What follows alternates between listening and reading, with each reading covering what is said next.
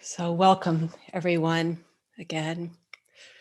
Welcome to the first talk of our January 2021 Encounter of the Heart retreat at Mountain Cloud. Early this morning, I typed the date 1/21/21, like a disappearing ink stamp on a white page, empty, new, and utterly fleeting. Arriving now, already gone. My partner reminded me that today's date is a palindrome, spelled the same forwards and backwards. There will be more to come in this year, 2021. Front to back, back to front. Whichever way you enter, it's now.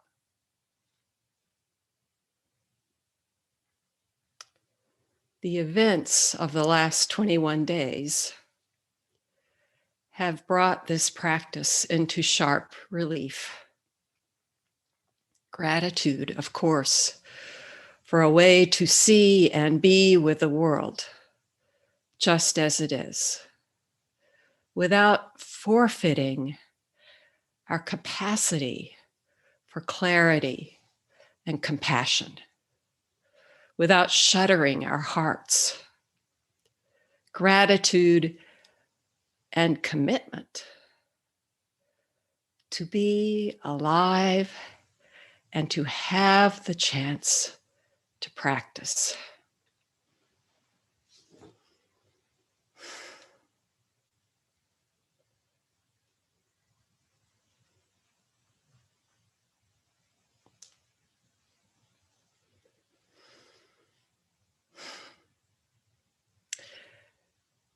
A few days after January 6th, I connected with Henry on the phone.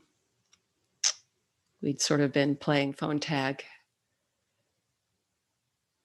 And, lovely to be in touch. And he just said, this practice is bigger than any events, any circumstances.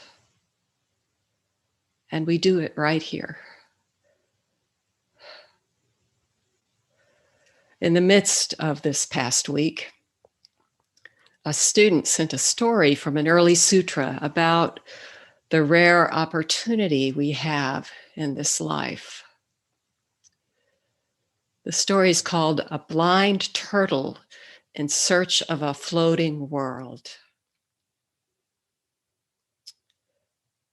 So, in this story from a sutra, the Buddha uses the metaphor of a blind turtle in a vast ocean to explain how difficult it is to be born as a human being and at the same time to have the chance to hear the Dharma. As it goes, it says, suppose there is a small piece of wood floating on a vast ocean.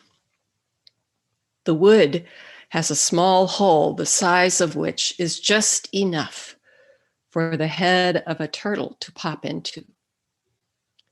There is a long-lived sea turtle in the ocean.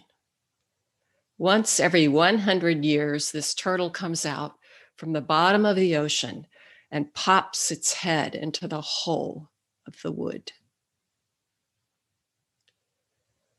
As the sutra goes, to be able to hear the Dharma is just as rare as for the blind turtle to encounter the small piece of wood on a vast ocean and let its head go through the hole in the wood piece. That meeting.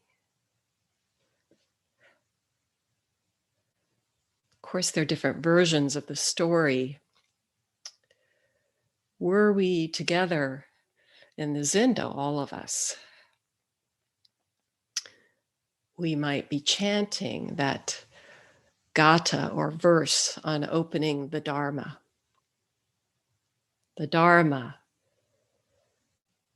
incomparably profound and minutely subtle, is rarely encountered even in hundreds of thousands of millions of ages. Now we can hear it, see it, receive and maintain it. May we completely realize the true meaning of the Tathagata. That's the true meaning of the awakened one. The true meaning. In other words, you. It's about you. To hear the Dharma, the teaching, the Dharma, and the reality of who we truly are. To recognize it and to practice. So, what is this practice?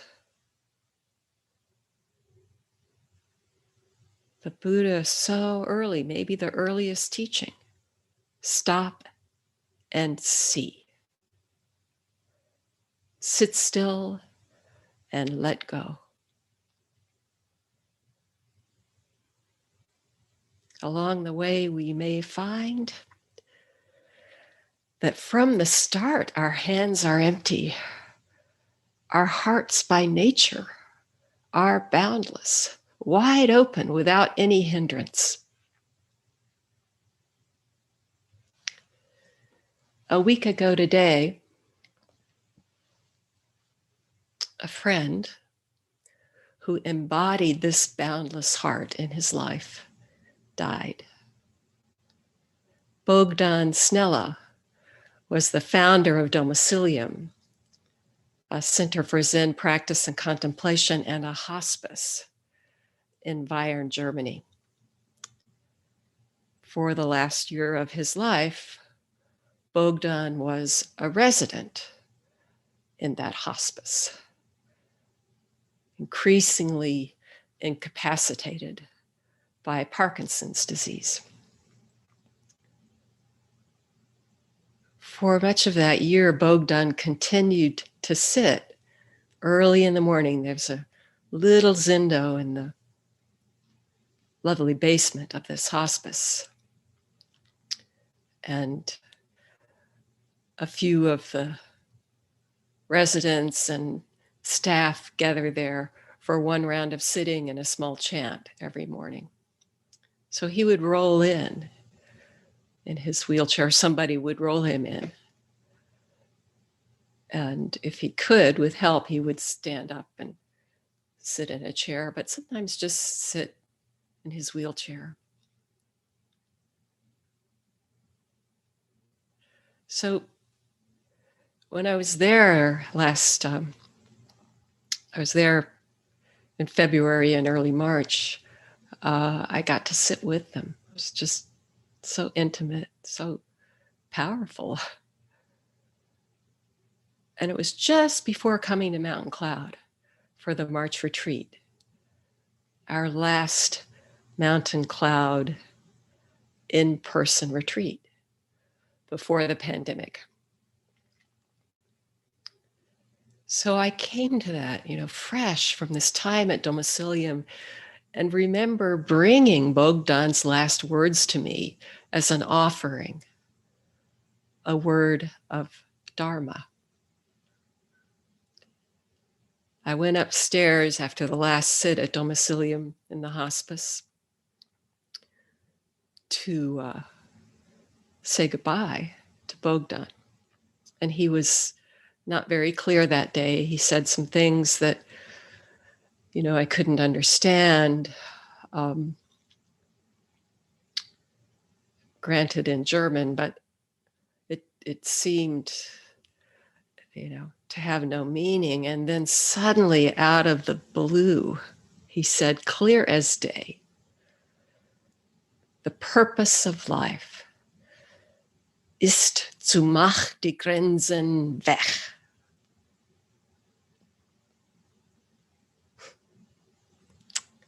I mean, there are different ways to translate. The purpose of life is to make the borders gone, make the boundaries disappear.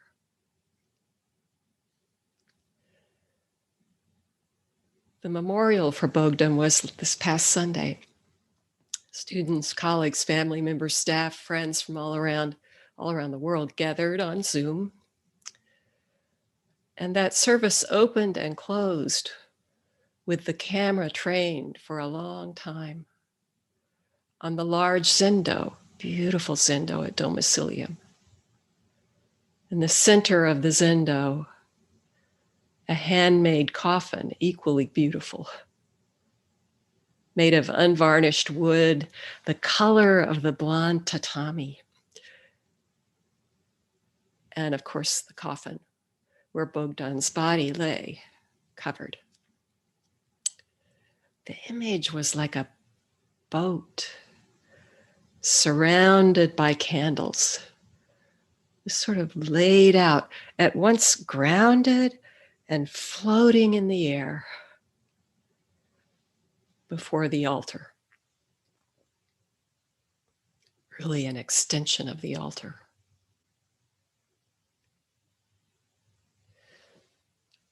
So this Tuesday, meeting in our bi-weekly meeting with residents, this lovely opportunity. And this time I had invited them each to bring a poem, something related to practice or that just touched them. And one of the residents brought this by Dogen. I was so struck. Here's the poem. Midnight, no waves, no wind. The empty boat is flooded with moonlight.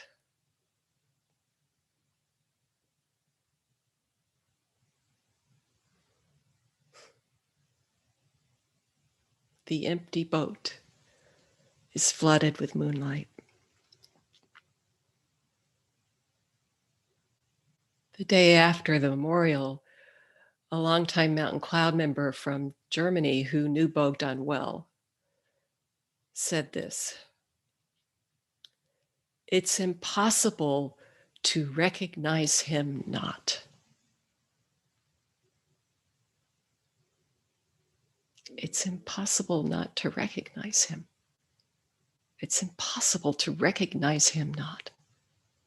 Everywhere you turn, there it is. Your own true face, the empty boat flooded with moonlight. So today, as a tribute to Bogdan and a pointer, perhaps, to what Sekito calls the undying person, I'd like to turn to Mu. This little word made famous by Joshu's uttering it, and by Mumon, who put the case called Joshu's Dog first in his collection of koans, Gateless Gate or No Gate Gateway. Mu. A sound, a solvent, an atomic device. If you're not practicing with Mu, no worries and no pressure to take this up. Just listen and see what strikes you. Stop and see. If there might be a spark for your practice, whatever it is, see if you can listen from what Sylvia Ostertag calls the space of the unconditioned. Here's the case. A monk asked Joshu in all earnestness, "Does a dog have Buddha nature or not?" Joshu said, "Mu."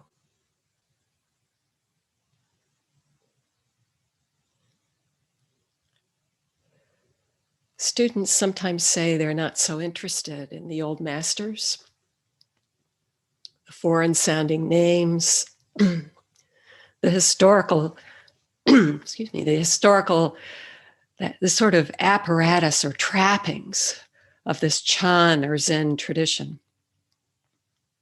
It's possible to practice with just the bare bones, posture, breathing, stilling the mind. Or there's a current teacher who colloquially put it, sit down and shut up. Just sit. That's true. In a way, fundamentally true. All these words, all the teaching, all pointers, they're just to what you alone can discover. The masters themselves teach this. So Master Foyan, you must not just sit. You must also realize that the one sitting, that is you, is your only teacher.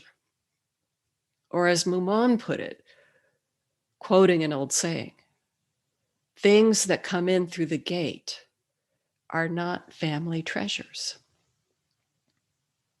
Mumon goes on, in the search for understanding, what's worse than using a tangle of words? You're just swinging a stick as if you could hit the moon, scratching a boot as if you could itch a foot. How could that ever work?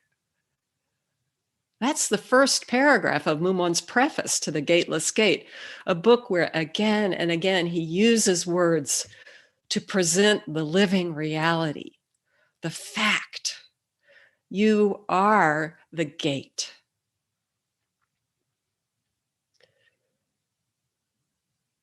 So what about this tiny gate of Mu? Intimate to you? Intimate to Joshu? And what about the monk's question? Does a dog have Buddha nature or not? Mu. Mu. Literally not. But what a wide word. I mean,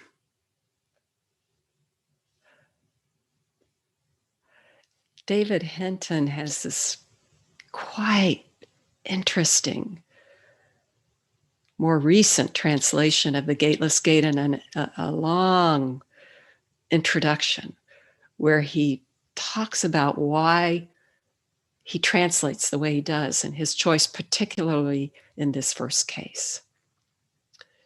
He translates Joshu's name as visitation land. And then he aligns the question, the monk's question, grammatically more closely to the Chinese. Here it is. A monk asked Master Visitation Land, a dog too has Buddha nature? No. Absence, Land replied. So the ideogram, the Chinese writing for no and absence is the same. Mu. It would be wu, but the Japanese is mu. Joshu takes the monk's no or not and catapults it beyond any dualism, beyond any verbal container, however multivalent. At the same time, he answers the monk's question word for word. Does a dog have Buddha nature or not?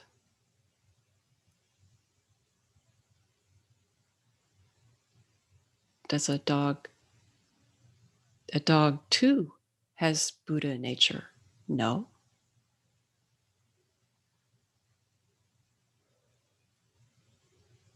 Monk, mu. Dog, mu. Buddha nature, mu. Having, mu. Not having, mu. Joshu says, mu. And everything goes.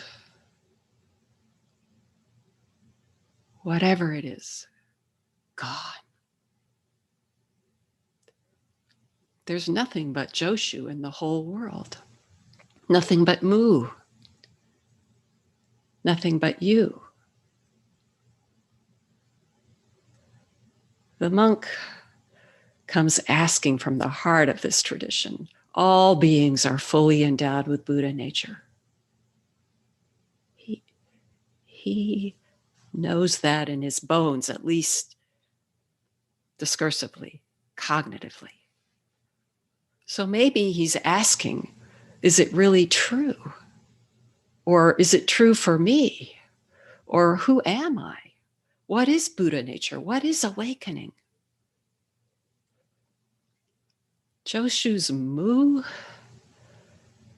is the great affirmation.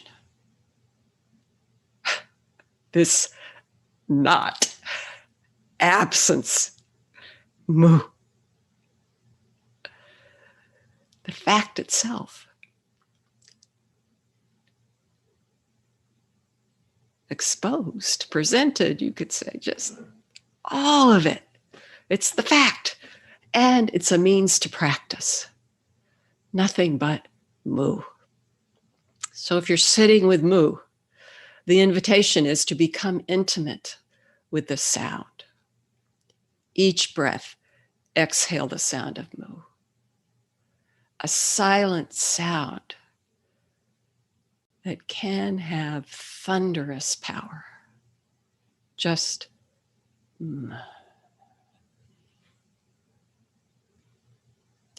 as Dogen put it, mu is a sun with stone melting power. Melt into mu. Let everything melt. Nothing but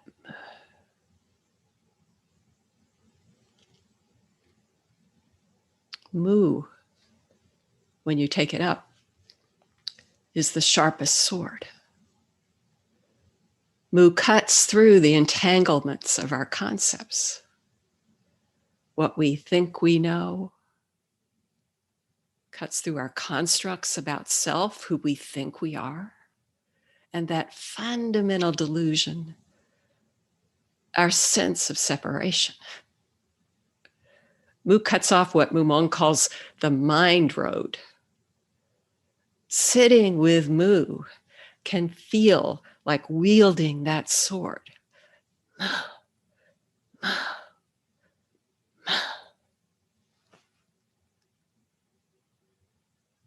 Mu is also called the bare sword, the hair blown or feather blown sword.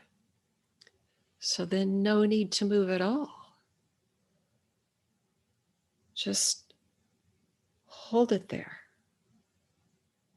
And whatever touches it falls away. The sword that cuts the two into one.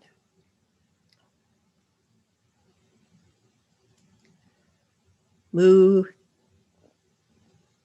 cuts off everything, and mu can do anything. Absolute capacity. Let mu sit, let mu breathe, let mu bow, stand, walk. One instruction often heard is never let go of mu. Turning it around, you might notice that mu never lets go of you. Mu never leaves you. Whatever needs doing, let mu do it. It's really a wonderful practice. Who is walking? Who is washing dishes? Who is listening? Nothing but mu. Years ago at a retreat with Joan Reek, she told this story that really was so helpful. It was just such a clear example. It was a young man who'd been at a 7-day session, a retreat, and very deep sitting, but as he put it, no fireworks. It doesn't have to be fireworks. Some people find this just deep upwelling of quiet joy.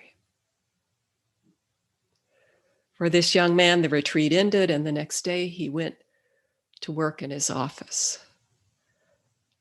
That evening, he emailed Joan. All day long, all these things were happening, but no one was doing anything. All these things happening. How does that happen? No one doing anything.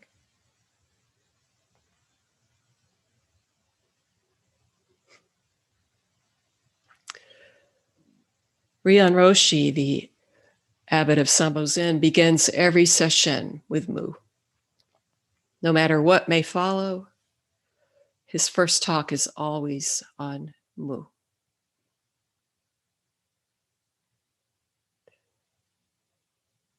I used to think it was so remarkable how fresh, how alive.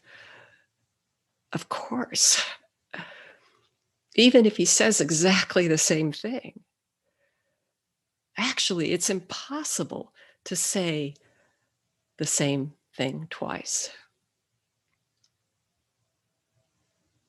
Here's a sample of his teaching recently. Roshi read the case, read Mumon's commentary, which is packed with the power of Mumon's own experience with mu. And then he read the verse. And then he said, it's best not to have any conceptual understanding. The way to discover is simply become mu. Become your true self. Your true self will awaken you. It wants to awaken you. This, he said, is one thing you have to trust. It is not outside yourself. Your true self awakens. You really become your true self. At another occasion, I've heard him say, in a sense, to practice with mu is to force yourself to match your true self. And then in some unguarded moment,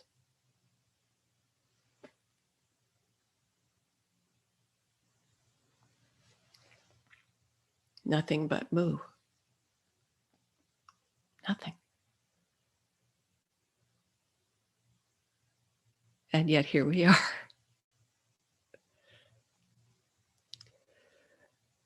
When I took up this path of practice and was invited to see the teacher for the first time, his initial question was, what brings you here? Without a thought, the words leapt out of my mouth. I want to be my true self. Consider that for a moment. How can it not be so? How can you be other than who you truly are? It's not possible. Hence the invitation. Stop and see.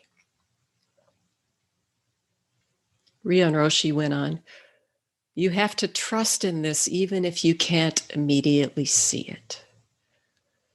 And then he spoke about the mechanism of mu, this mooing is trying to abandon, delete the barrier between self and others. Forget about this you and me relationship, this border, he said. It's a strong illusion that this border exists. It's not so easy to abandon, dissolve.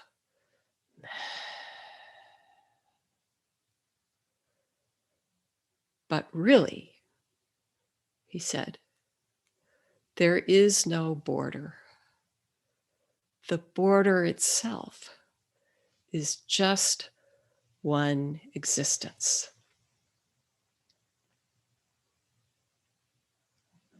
Bogdan said, the purpose of life is to make the borders gone.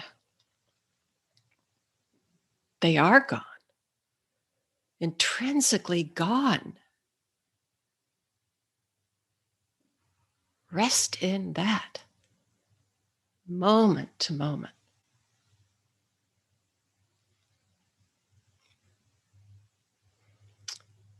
Several people have kindly asked of late, with Henry away, how is it to be seeing so many students? When asked that question, I want to give a mini dharma talk. Well, it's like sitting under the light of the morning star. Giving, receiving is just one reality. As Mumon puts it, a single tissue. We're all serving one another, continuously serving and being served. That's the Bodhisattva vow, and it's real. All true. Then there are these little gifts that light the way. I'd like to share a few of them, and this is with permission. Here's a short excerpt from a student reflection paper, a longtime Zen student. The paper started talking about a broken heart. And what about my heart? Well, as I said, it is breaking open and I can't stop it. Turns out I was right. An undefended heart cannot stand. In fact, my worst fears were realized. A heart without borders is destined to crumble, to dissolve in the ocean of love that is this world and every world. The very contact and subsequent dissolution that I guarded against for so long is exactly the joyous destiny of my heart. And from another student, some scribbled notes. Mu eliminates everything and brings everything forth, enlivens everything, obliterates everything, then everything is really there. No such thing as a tree. Tree was by far more real than it had ever been, than I had ever known it to be. No sign, no car, no kids walking to school. Words fail. But we need them, like underwater signals.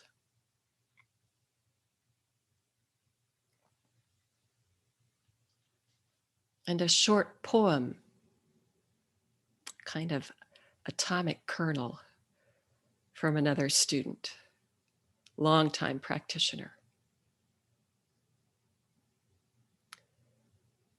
Bird flies, heart flies. Nothing remains.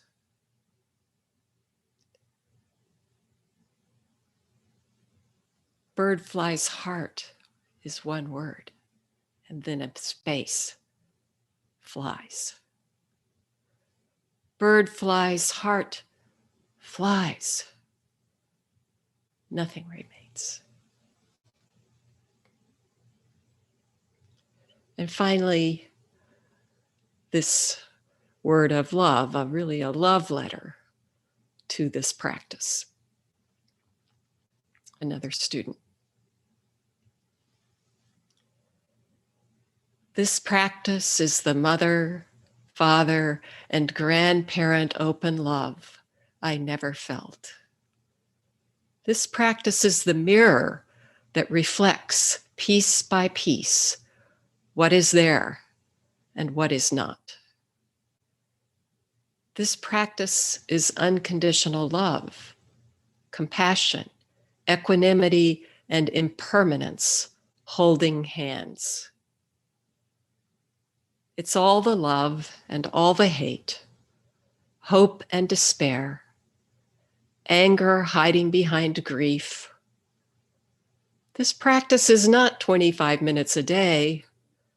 It's all the minutes before and all the minutes to go. This is not my practice. This is the way, the only way.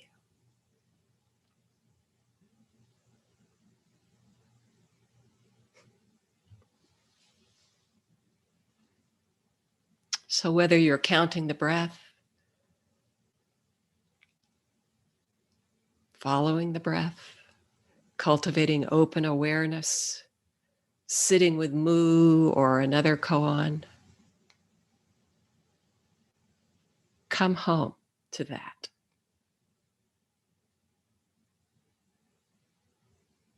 Find yourself at home. Joshu said, the true Buddha is sitting in the innermost recesses of the house. So intimate, most intimate.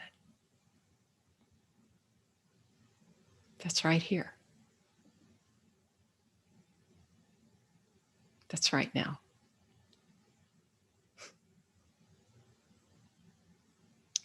Thank you for this shared practice. Thank you.